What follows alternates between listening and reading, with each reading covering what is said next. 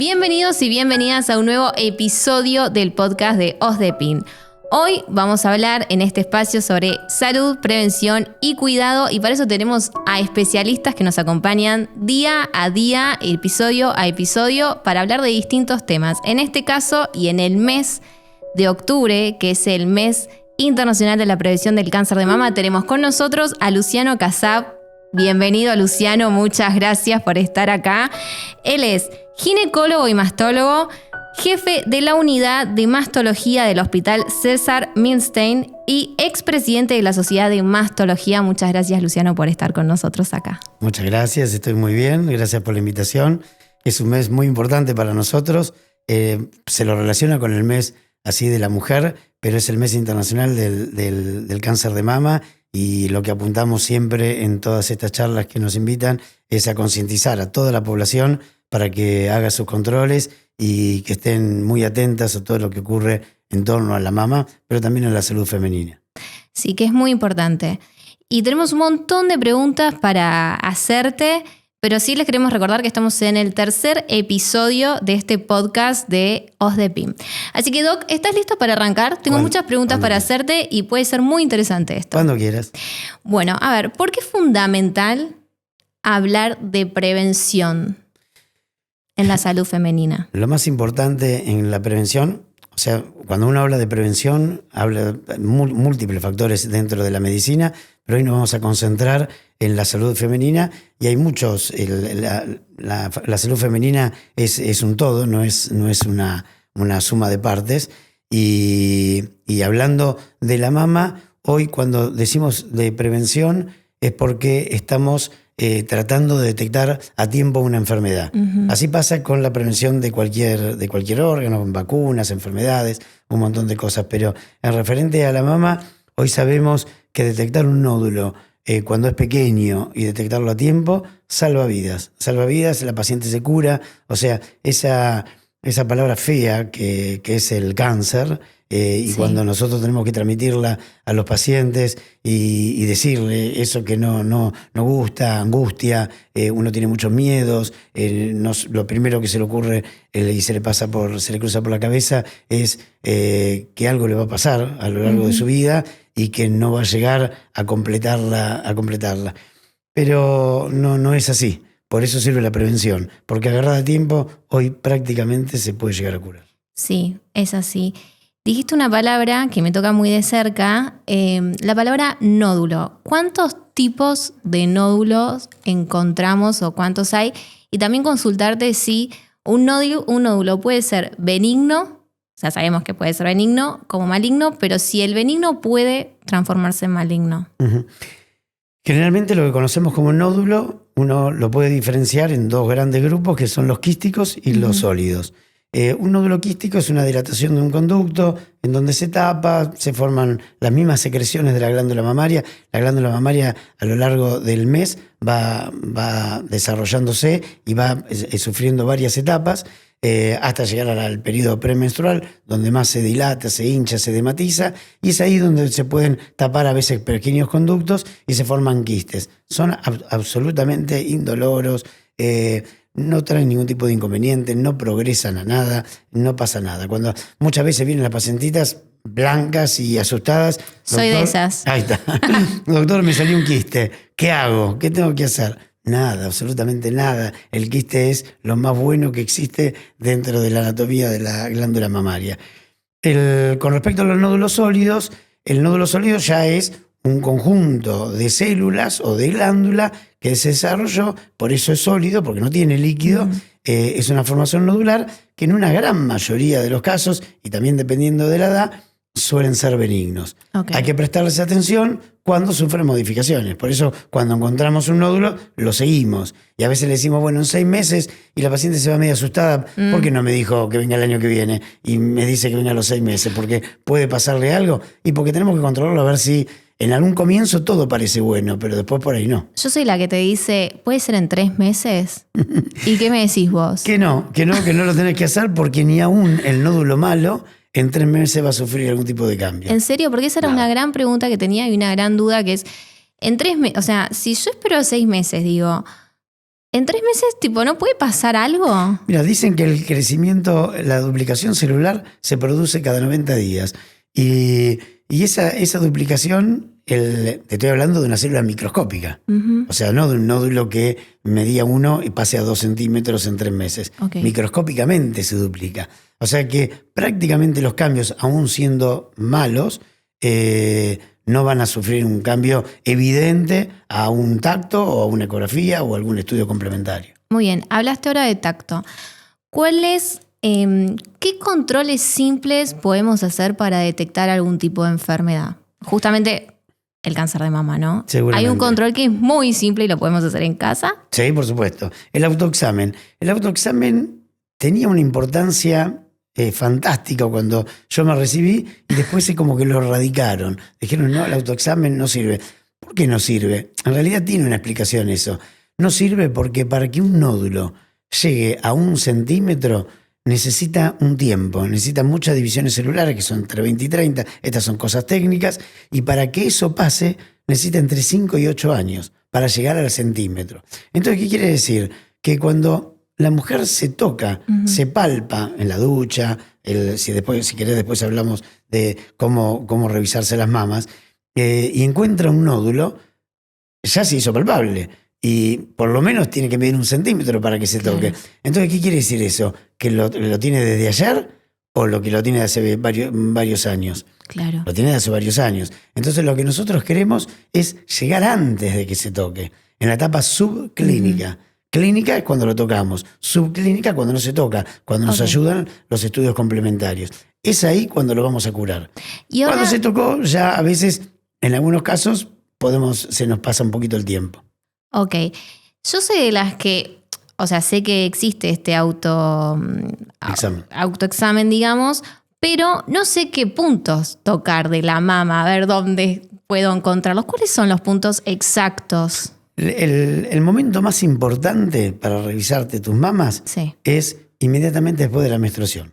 Vos como mujer Ok. lo sabrás que antes de menstruar las mamas están edematizadas, llenas de pelotitas, nodulitos por todos lados. Entonces uno se asusta ante lo fisiológico, ante lo absolutamente normal. Es decir, tocarte todas esas nodularidades, esos arroces que se tocan debajo de la piel, es totalmente normal porque la mama se está preparando para la menstruación o para un embarazo. Depende de que haya habido fecundación o no. Entonces, antes de menstruar no es aconsejable revisarse. Sí es aconsejable inmediatamente de la menstruación. Entonces, vos te vas a la ducha, lo aconsejamos hacer 1 vez por mes. Bien. Para la paciente que está menstruando, que está ciclando, ¿no? Ok. Revisarse colocando una manito detrás de la nuca y siguiendo las agujas del reloj o antirreloj, como quieras, revisando con el pulpejo de los dedos y recorriendo todas las mamas. Bien. En búsqueda de algún nódulo, de algo que sobresalga. También otra cosa importante es mirarse al espejo y ver si los pezones no están retraídos, no están umbilicados, miran los dos para el mismo lado. Si no hay un hoyuelo, este hoyuelito que se ve, a veces eso significa, para nosotros es un signo muy importante, porque generalmente los tumores retraen. Un tumor benigno empuja, un tumor maligno retrae. O sea que entonces, eso el es signo del hoyuelo es para llamar la atención. Ok. ¿Sí? Esos son todos tips como para revisar. Si la paciente que no cicla, porque en un momento llega la menopausia, que es alrededor de los 50 años, más o menos 2, más o menos, Sí. le decimos que elijan un momento del mes, el día de su cumpleaños, o el día, no el mes, ¿no? No se van a revisar 1 vez por año. Entonces todos los meses se controlan. Por ejemplo, yo nací el 24, todos los 24 me reviso cuando me estoy bañando. Qué buen tip. Me Exacto. gusta eso. Una gran ayuda de memoria.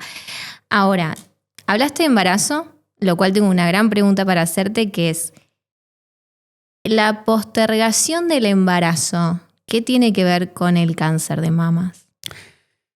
En los grandes libros y todo lo que nosotros vamos a leer en cuanto a prevención del cáncer y factores de riesgo, está la nuliparidad versus la multiparidad.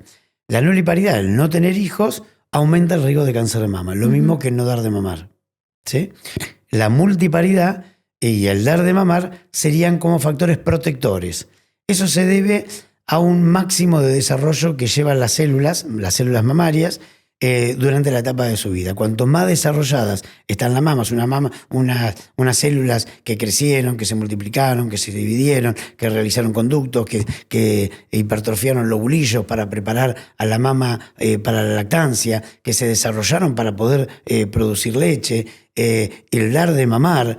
Todo eso entonces lleva a un máximo de desarrollo celular. Y ese desarrollo celular tiene menos mutaciones. ¿Qué son las mutaciones? Unos pequeños cambios que se producen en el ADN y en la información genética, que hace que a veces nódulos puedan hacerse o pueda desarrollarse un cáncer de mama. Una alteración, esa mutación de las células que no tengan un patrón de proliferación celular, de crecimiento celular, pueden llegar a provocar a un trastorno o alguna atipia.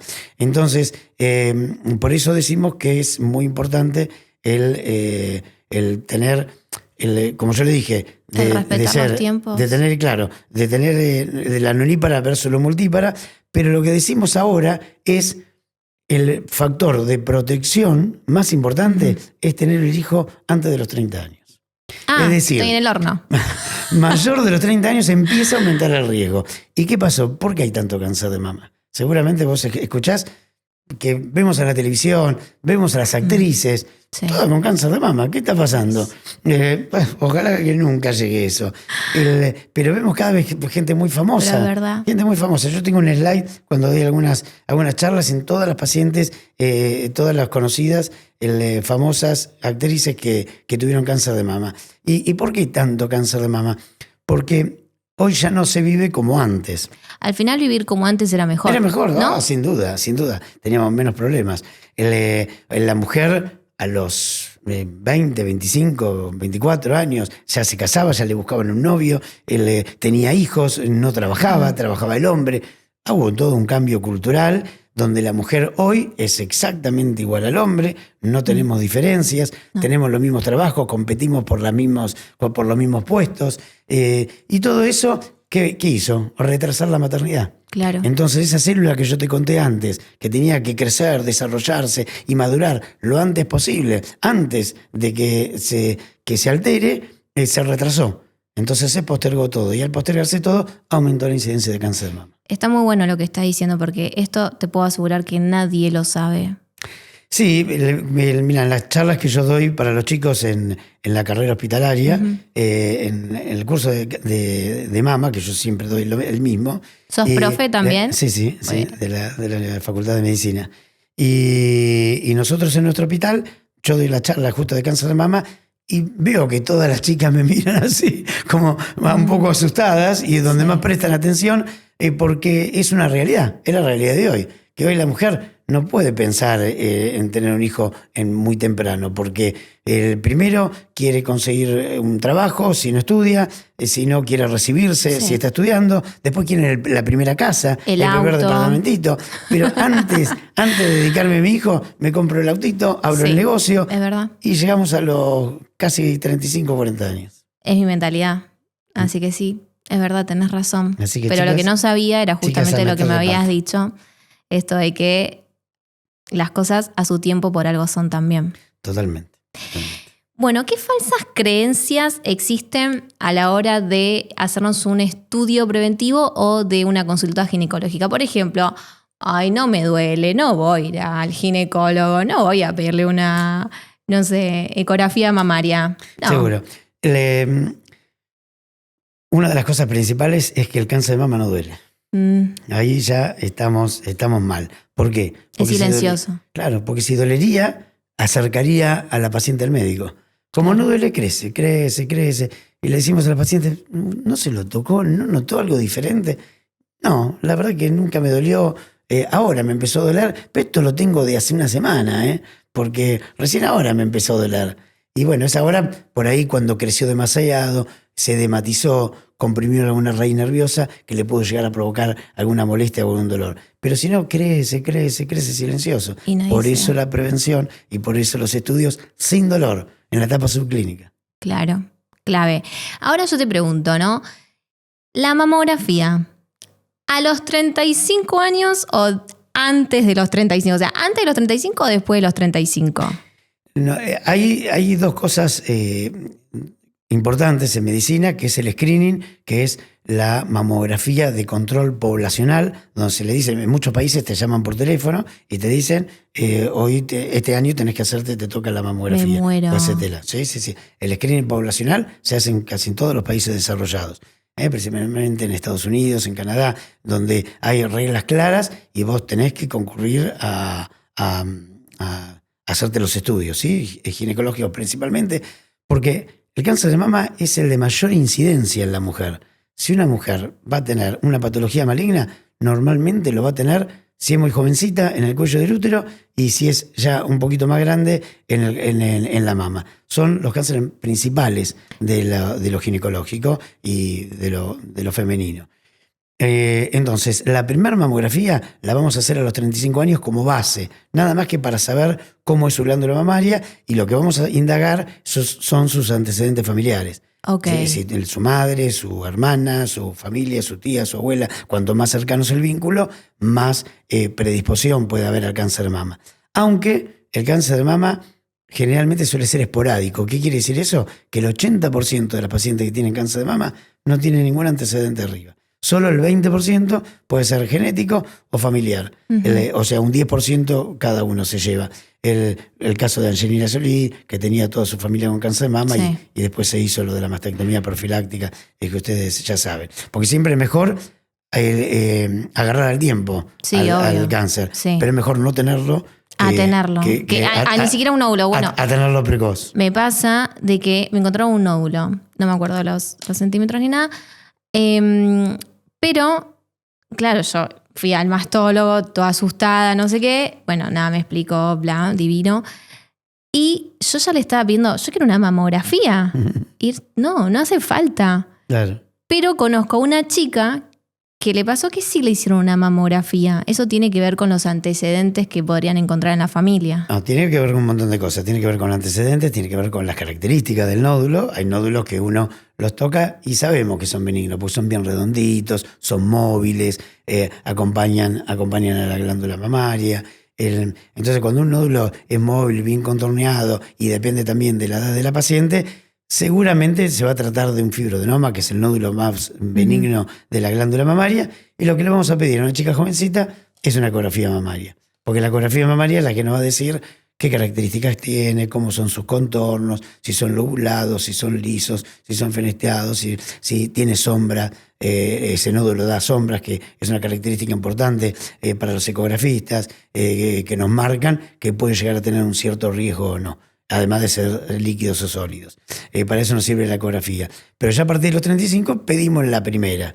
Y a partir de ahí recién se hace a los 40 años. A partir de los 40 años se hace como screening, o sea, donde uno tiene la obligación de hacerse una mamografía anual, es hasta los 75 años. Mira. Después lo que decimos, que es la nueva tendencia ahora, antes decíamos que le hacemos la mamografía hasta que la paciente pueda llegar solita al consultorio y esté bien, pero hoy decimos que después de los 75 años, en una paciente totalmente asintomática, donde se vino haciendo todos sus controles todos los años y no hay absolutamente nada, y en la clínica es negativa, solo le pedimos mamografía si va a superar los 10 años de vida, de acuerdo a sus comorbilidades. Okay. Es decir, que no sea una paciente que tenga una CB o un problema coronario severo, o que tenga patologías que sabemos que tiene una comorbilidad importante y que por ahí no van a llegar a los 95. Entonces, por ahí detenemos un poquitito el seguimiento exhaustivo, ¿sí? Pero si no, hasta los 75 años todo paciente tiene que hacerse una mamografía obligada anual, porque ahora es el momento donde se va a desarrollar el cáncer de mama. Okay. El pico máximo. Bien. Ahora, una consulta que yo te quiero hacer, que es, ¿cómo es una mamografía? ¿Cómo es el estudio? ¿Cómo se hace? ¿Duele o no duele? ¿Cuánto duele? Las pacientes me dicen a todos que les duele. Yo nunca me hice, aunque los hombres también, a veces lo tenemos que hacer cuando aparecen nódulos, que generalmente se llaman ginecomastias, que es el desarrollo de la glándula mamaria femenina en el hombre, que se debe a trastornos hormonales, a veces anabólicos, cosas que toman los chicos en los gimnasios para tener más fuerza muscular. y todo eso hace que se desarrolle la glándula mamaria y bueno, terminan después. A veces se puede tratar en forma medicamentosa y otras veces en forma quirúrgica. Pero la mamografía sí, aplastan un poquitito, las craniocaudales son de arriba hacia abajo y después tenemos la medio lateral oblicua o de perfil donde te aplastan hacia los costados. Y es ahí donde se va a observar bien si hay algún nódulo o alguna distorsión o unas microcalcificaciones, que son unos puntitos muy chiquititos, que no hay que asustarse cuando uno tiene microcalcificaciones, porque solo el 20% pueden ser patológicas cuando son todas diferentes, todas agrupadas, todas diferentes entre sí. Es decir que para llegar a las instancias feas se necesita muchos signos y que aparecen en los estudios. Así que no asustarse ahora porque en la mayoría dicen microcalcificaciones aisladas, microcalcificaciones dispersas. Eso no es nada. Ok, hablaste del cáncer de mama en hombres. Yo me enteré hace poco que existía realmente. Conozco un caso, pero ¿no es tan habitual o es más habitual de lo que pensamos? No, es el 1%. Nosotros tenemos el 1% de glándula mamaria, claro, y por eso existe el 1% de cáncer de mama en el hombre. Generalmente está ligado a algo genético. Okay. Se descubrió hace muchos años ya, pero se hizo muy, muy famoso todos estos estudios después de Angelina Jolie, cuando se hizo el estudio genético, en donde hay genes que te marcan en nuestro genoma el tipo de patología hereditaria o transmisible que vos podés tener genéticamente, y donde hay una predisposición. Y generalmente el cáncer de mama del hombre está muy ligado a genes, alteraciones genéticas, que cuando vos indagas en la familia hay por ahí más patologías de próstata, de colon, sí, de páncreas y de mama y ovario. Bien. Pero es el 1%, así que los hombres no se tienen que asustar. Y es fácil de distinguir. ¿Por qué? Porque no tenemos mama. Claro. Al no tener mama, lo primero que sale es un bultito detrás, un bultito, una erosión, porque a veces se pasa, porque el hombre no le da bolilla a la mama. No, entonces, claro, esto es un problema de la mujer. Y a veces le sale un nodulito, una pelotita, y dice, me habré golpeado, y empieza a crecer, y afecta la piel, o hasta puede salir un derrame sanguinolento. Entonces son nódulos que prácticamente se tocan más que lo que se puede llegar a pedir un estudio para hacer un diagnóstico. Nosotros lo hacemos el diagnóstico sin mamografía y sin ecografía. No quiere decir que no se tenga que hacer, después se la pedimos, pero cuando viene el paciente, doctor, me salió esto, ya nos damos cuenta si puede llegar a ser algo bueno o algo feo. Bien, ahora voy a tocar tu lado ginecológico, de ginecólogo.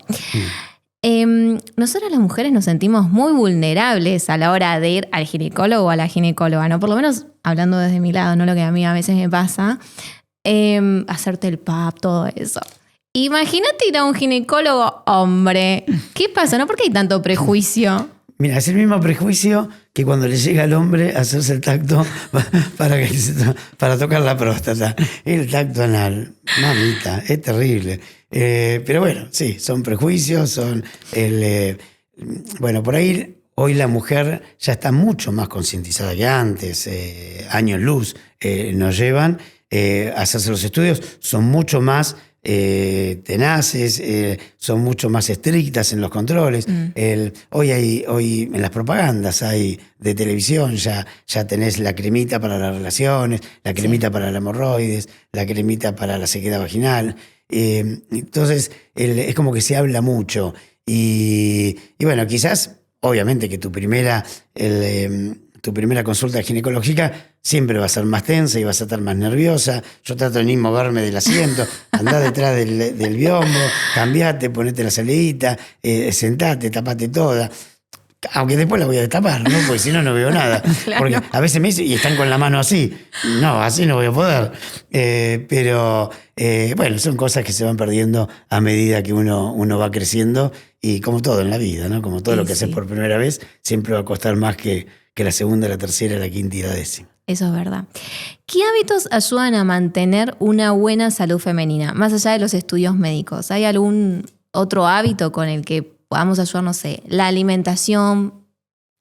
¿Qué tipo de alimentación puede no quiero decir prevenir porque entiendo que el cáncer a veces es como, bueno, te toca o te toca. Todos los tenemos. En mi teoría es todos los tenemos. Lo que pasa es que a veces se despierta o no, ¿no? ¿Es así? Bueno, eso es algo coloquial, un poco vulgar, el que no sé si todos los tenemos o todas las células están preparadas para tal fin.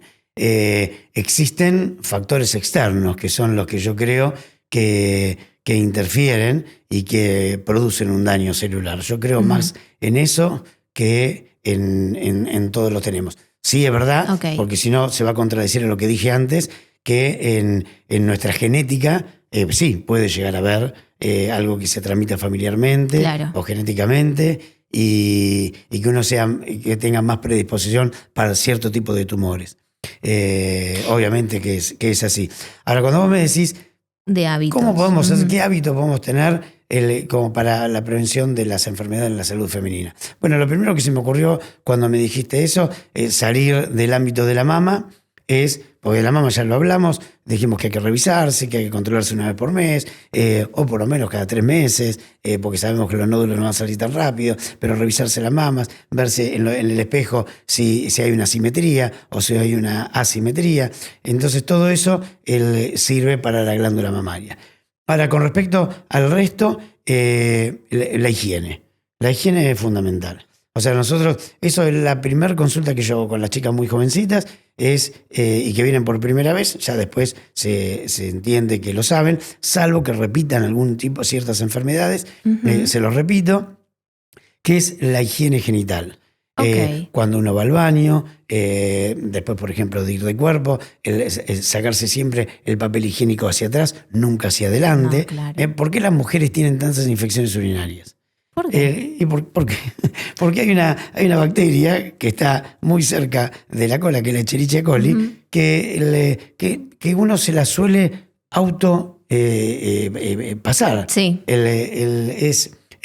A veces los lavados, o a veces la higiene, no, yo me lavo mañana, tarde y noche, tampoco es bueno. Claro, el bidet. Claro, el famoso bidet. No es bueno. El famoso bidet. El terminar del cuerpo, abrir el bidet, todo lo que da, el agua hace para todos lados, va para adelante, para atrás, para la cortina, para la azuleja. No es tan bueno. Si bien uno cree que es muy higiénico de esa manera y lavarse varias veces para no tener olor o para lo que sea, eso hace barrer tu propia defensa, claro, tu propia flora vaginal. Y eso te aumenta las infecciones. O sea, lejos de estar previniendo algo, la estás aumentando. Lo que sí es importante de la prevención de las infecciones urinarias es eso, de tener el cuidado de cómo higienizarte después de hacer lo segundo. ¿Y el jabón íntimo? Y también en las relaciones sexuales. Porque esto no se habla. Pero hablemoslo, porque acá hablamos todo. Hasta acá hablamos de todo. Entonces, en las relaciones sexuales es lo mismo.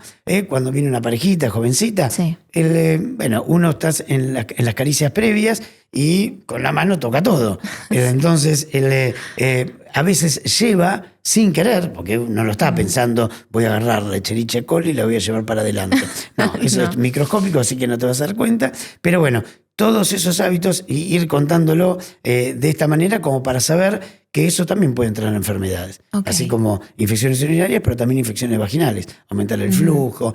Si usas Carefree, no ponérselo a la mañana y sacárselo al otro día. Eso nunca. La humedad que produce usar toallitas higiénicas. También irritan los labios. La vagina en una chica jovencita está constantemente húmeda porque sus glándulas están a full, las secreciones vaginales son habituales, no tan así después de la menopausia, que cesa la función hormonal, claro, y ya se empieza como a atrofiar un poquito más los tejidos y no hay secreciones. Entonces, todos esos fluidos hay que tenerlos cuidados, no erradicarlos, porque sirven también, pero tenerlos cuidados y tratar de no contaminarlos. Uno tiene que tratar de no contaminar. Ok, hablaste de las toallitas diarias. ¿Todos los días está bien usarlas? O sea, ¿está bien o es si las podemos empezar a dejar mejor? Mirá, cuanto más aireada esté la zona, siempre mejor. Okay. Porque la toallita crea como una especie de boomerang, ¿no? Donde el calor el calor baja, o sea, viene desde la vagina, se humedece la toallita, y si vos no la cambiaste rápido, una toallita húmeda es peor que no tener nada. Eso hace porque hace que, como la nube, cuando el calor de la tierra hace que llueva. ¿Eso hace que las personas que están acostumbradas a usar toallitas diarias todos los días se vuelvan adictas a no poder dejarlas? Bueno, no sé si es una adicción. Por ahí pecan por querer estar siempre higiénicas o limpias o no oler mal. Y a veces te pasa para el otro lado, porque dejártela mucho tiempo te puede llegar a irritaciones. Ahora que vienen con alas, sin alas, bueno, yo no sé mucho de toallitas higiénicas, pero todos esos plásticos también pueden llegar a irritar. Okay. Lo mismo que la bombacha, que siempre nosotros les sugerimos que no sean de lycra, que sean de algodón. Pero bien, bueno, son más finas y más lindas quizás la de lycra. Pero la de algodón es la que absorbe. En cambio la lycra no, produce más transpiración. Claro, como las medias, por ejemplo, que te dicen tienen que ser de algodón. Con respecto a los jabones íntimos, que te equilibran el pH y todo eso. Eso es verdad. ¿Qué opinas? No todos son verdad. O sea, okay, es verdad lo que vos decís, pero no todos son verdad. Para tener una buena higiene y que los gérmenes estén en bajas concentraciones, la vagina tiene una flora. ¿La flora qué es? Son gérmenes en bajas concentraciones. Sí. Cuando les alterás el hábitat a esos gérmenes es cuando se producen las infecciones. ¿Qué lo altera? Un antibiótico, por ejemplo, que arrasa con floras intestinales, gástricas o vaginales. Una gripe que disminuye las defensas, entonces los gérmenes se hacen más patógenos. Y todo este tipo de toallitas o lo que fuese. Entonces eso hace a que aumenten las infecciones vaginales. Bien, ahora volviendo al 19 de octubre, que es el Día Internacional de la Prevención del Cáncer de Mama.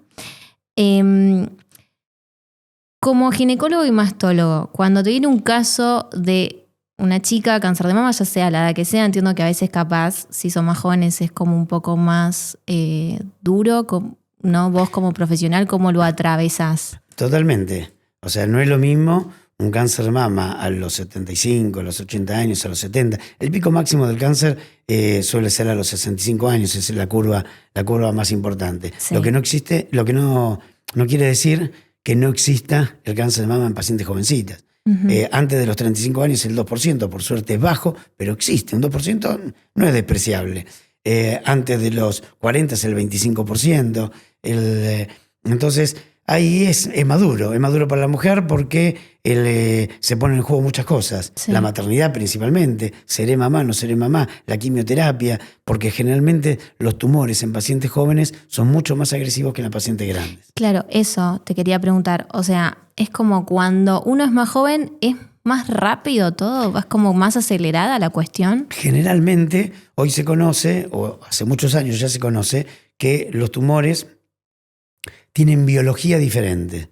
Entonces, cuando son más grandes, las pacientes sobreexpresan algo que se llama receptores hormonales, que significa que son más hormonodependientes. Entonces, okay, unos con las hormonas los tenés controlados. Le sacaste la alimentación al tumor que se alimentaba de hormonas y lo dejás en inanición. O sea, haces que no evolucione demasiado.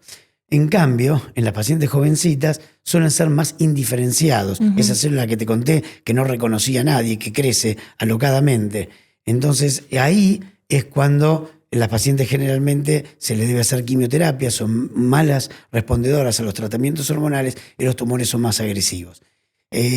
Todo eso quiere decir que la paciente va a recibir quimio, la quimioterapia no es buena para las células, uh-huh, pues la quimioterapia de hoy y la de antes tiene la ventaja, porque gracias a que se hizo, hoy vive más la gente, uh-huh, las pacientes, es que no es inteligente.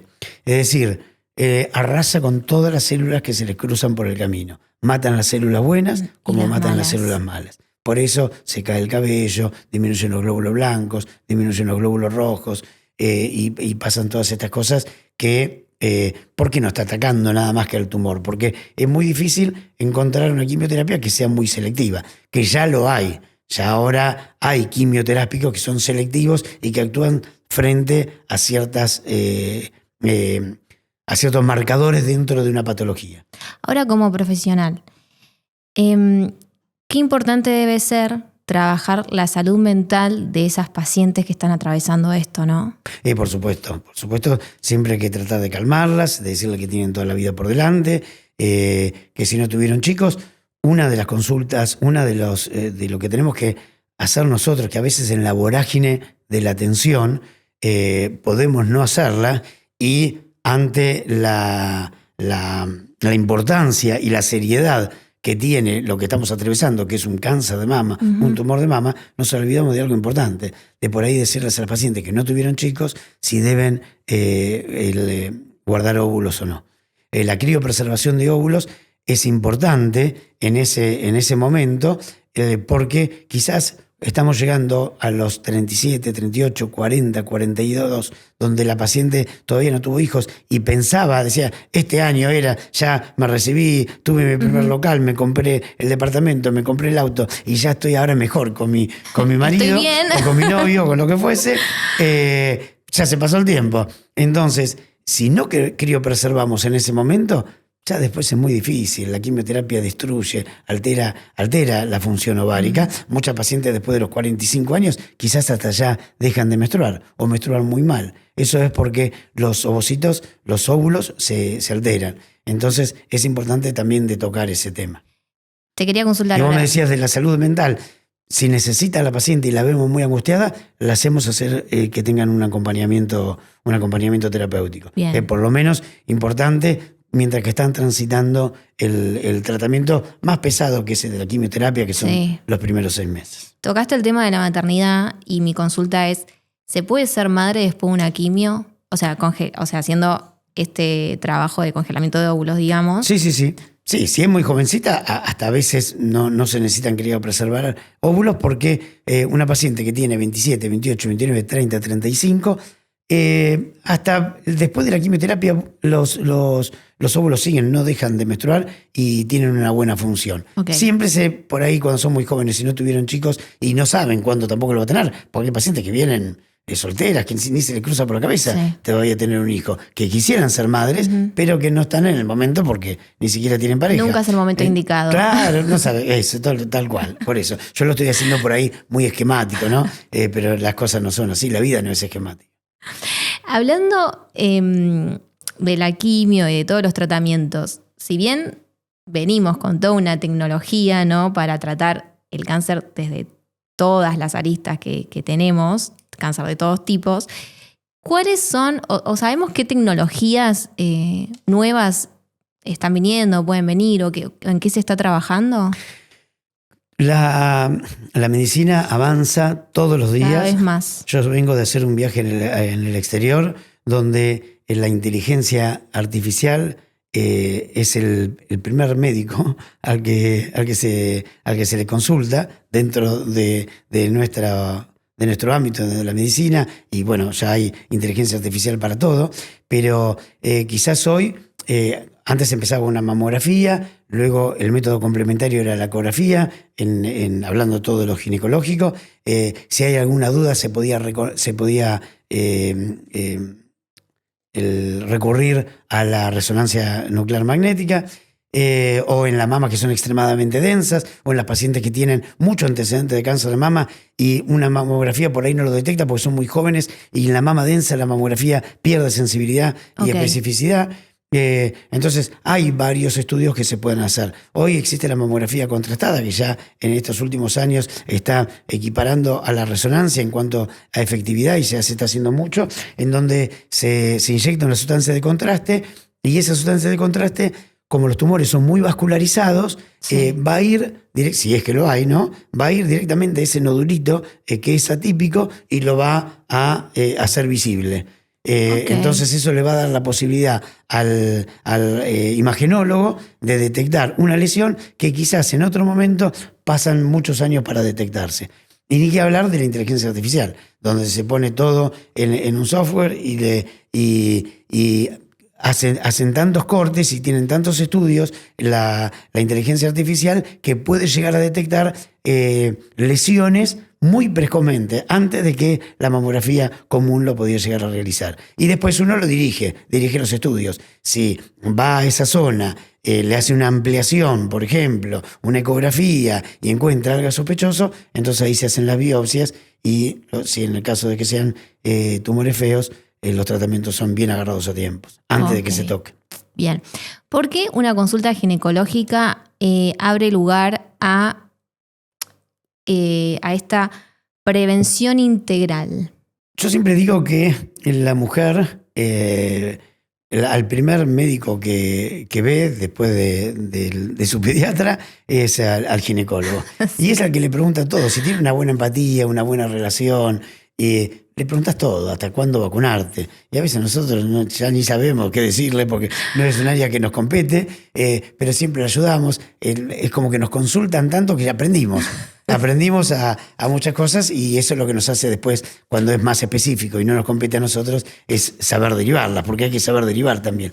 El médico clínico, esa es su función, o sea, tiene sus tratamientos, los tratamientos clínicos, pero después va derivando de acuerdo a la especialidad, porque hoy la medicina creció tanto que antes teníamos, y hoy también lo tenemos, al médico de familia, al médico clínico que nos orienta, que nos trata y que nos sigue, pero creció tanto y avanzó tanto la medicina que no es la del médico de familia de hace 50 años atrás, donde se conocían pocas cosas. Hoy está el especialista en lo más recondo del organismo. Entonces, no se puede saber absolutamente todo, ¿sí? Yo me das un electrocardiograma y sé que es un electrocardiograma, pero no sé si se abre así, o de qué lado se abre. Entonces, hay que saber. Uno a grandes rasgos puede saber que porque todas las espículas no están parejas, entonces decirte que tenés una arritmia, pero no me pidas más. Entonces, para eso están las especialidades. Y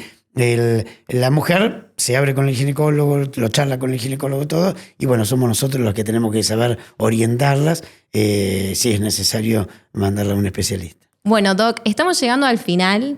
Gracias por todo esto, gracias por tanta información. ¿Y qué mensaje le darías a las mujeres que están escuchando este podcast?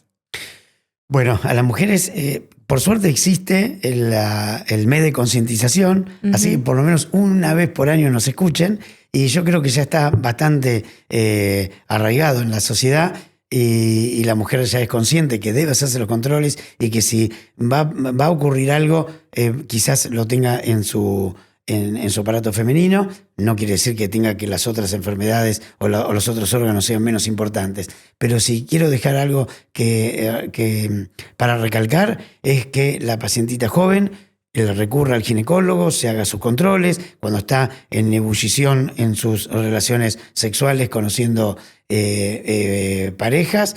Él tiene que cuidarse mucho con el test del HPV, el vacunarse en los momentos indicados para prevenir ese virus tan famoso que es el HPV, que produce trastornos en el cuello del útero y que no es menos importante que la mama a una determinada edad. Luego de la revisación mamaria, hacerla mensualmente o trimestralmente para todas las mujeres, siguiendo un cierto patrón, y ante cualquier nódulo, ante cualquier desviación del pezón o una secreción mamaria o un hundimiento, recurrir al mastólogo como para sacar la duda.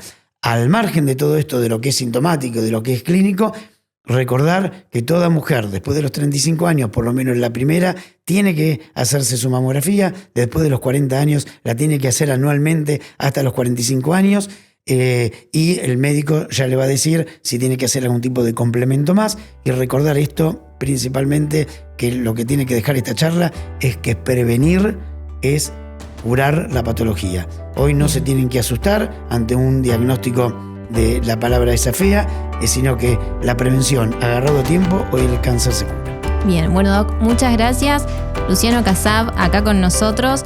Les recuerdo que pueden seguirnos en nuestro podcast y en la web y en todas las redes de OsDePIM. Gracias, Doc, un genio. Gracias a ustedes.